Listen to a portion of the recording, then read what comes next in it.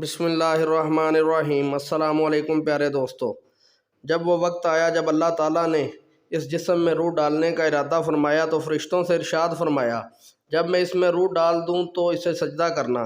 جب روح ڈال دی گئی تو وہ سر کی طرف سے داخل ہوئی، تب آدم علیہ السلام کو چھینک آئی۔ فرشتوں نے کہا، کہیے الحمدللہ۔ انہوں نے فرمایا الحمدللہ، تو اللہ تعالیٰ نے فرمایا، تیرے رب نے تجھ پر رحمت فرمائی۔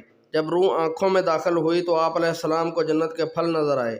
جب روح پیٹ میں داخل ہوئی تو آپ کو کھانے کی خواہش پیدا ہوئی۔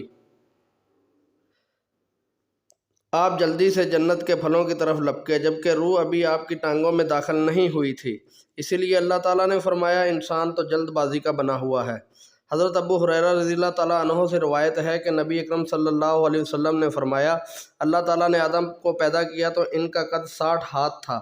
پھر فرمایا، جا کر ان فرشتوں کی جماعت کو سلام کہیے اور سنیے کہ وہ کیا جواب دیتے ہیں۔ تیری اور تیری اولاد کا یہی سلام ہوگا۔ آدم علیہ السلام نے کہا، السلام علیکم۔ فرشتوں نے کہا، السلام علیکم ورحمۃ اللہ، یعنی جواب میں رحمۃ اللہ کا اضافہ کیا۔ جنت میں جو بھی داخل ہوگا وہ آدم علیہ السلام کی صورت پر ہوگا۔ اس کے بعد اب تک مخلوق کے قد میں کمی ہوتی ہوئی ہے۔ حضرت ابو ہریرہ رضی اللہ تعالیٰ عنہ سے مروی ہے کہ رسول اللہ صلی اللہ علیہ وسلم نے فرمایا، بہترین دن جس میں سورج طلوع ہوتا ہے وہ جمعہ کا دن ہے۔